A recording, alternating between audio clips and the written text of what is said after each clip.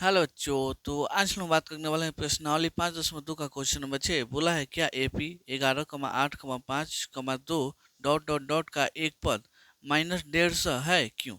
तो यहाँ पे हम करते हैं हल। यहाँ पे देखिएगा तो आपको एपी दिया हुआ है क्या जी, ये आपका एपी है जिसमें पूछा है क्या कोई पद 150 हो सकता है। तो हम एन का मान निकालेंगे क्या जी, एन का मान। तो यहाँ पे हम सबसे पहले लिखते हैं दिया है, क्या दिया है जी, आपका ए यानी पहला दिया है प्रथम पद कितना जी 11। डी का मान आप निकाल सकते हैं, फॉर्मूला क्या होता है जी A2 माइनस A1। A2 का वैल्यू 8 माइनस A1 का वैल्यू 11 कितना आ जाएगा, -3 आ जाएगा। यहाँ से हम ए का मान निकालेंगे क्या जी, ए का आपका अंतिम पद कौन होगा 150। तो चूंकि आपको फॉर्मूला मालूम होगा A N equal to formula क्या होता है A plus N minus 1 into D. N equal to -150, यहाँ पे ए का वैल्यू 11, एन का मान निकालना है तो इतना, और डी का मान कितना हो जाएगा -3। ठीक है, -150, ये वाला 11 प्लस में इधर आएगा तो माइनस में हो जाएगा। यहाँ पे n-1 इंटू -3, यहाँ पे घटेगा तो कितना हो जाएगा 1, ये वाला 6, यहाँ पे 1 कितना हो जाएगा 161, यहाँ पे n-1 गुणे -3, यहाँ पे -161 है, ये वाला कितना है जी माइनस में 3 है, इधर आएगा बाटा में हो जाएगा, यहाँ पे इतना, यहाँ पे n माइनस इतना।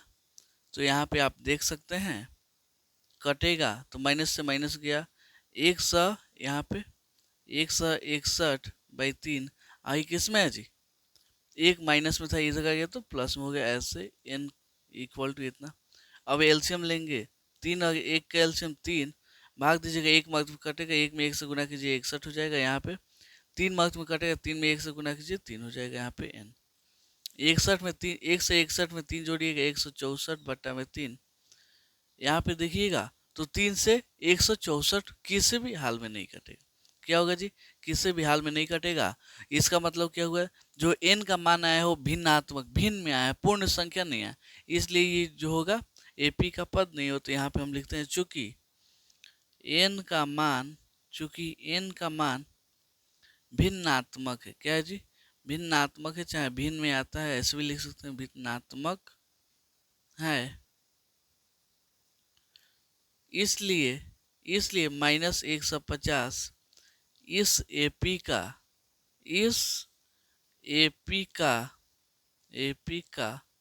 पद नहीं है, क्या जी पद नहीं है। यही आपका क्या होगा जी आंसर हो जाएगा। तो उम्मीद करता हूँ आपको ये क्वेश्चन बहुत अच्छे से समझ में आया होगा। चलिए मिलते हैं अगले वीडियो में अगले क्वेश्चन को लेकर, तब तक के लिए धन्यवाद।